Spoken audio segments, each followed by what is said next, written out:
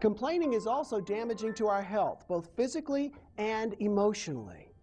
Physically, Dr. Robin Kowalski at the University of Clemson, who did her doctoral thesis on complaining, found that most doctors spend upwards of 2/3 of their time dealing with patients whose physical symptoms were born in their minds.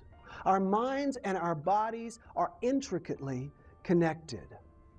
I want to tell you about Tom Allier. He's a senior coordinator for our Complaint-Free World program. Tom has suffered from chronic migraines his entire life. When Tom would get home from work, his wife Misha would say, "How was your day?"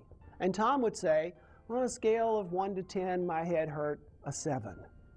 Did she ask him about his head?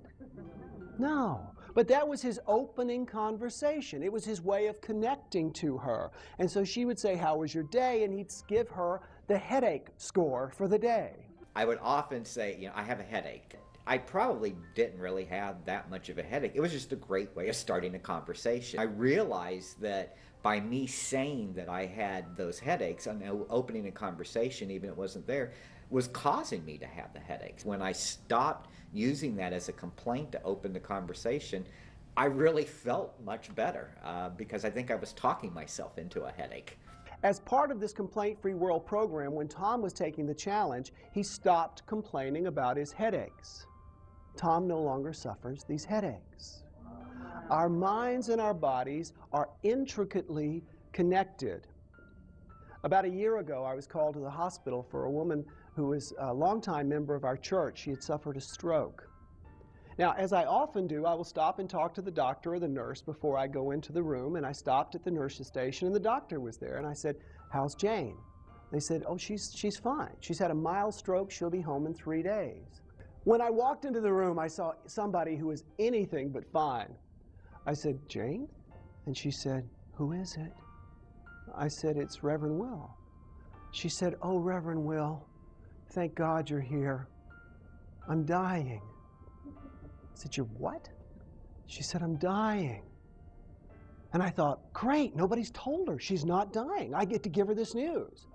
And I tell her, I say, I just talked to the doctor, and she said, "You're fine. You're going to be going home in about 3 days." And she said, "I'm dying."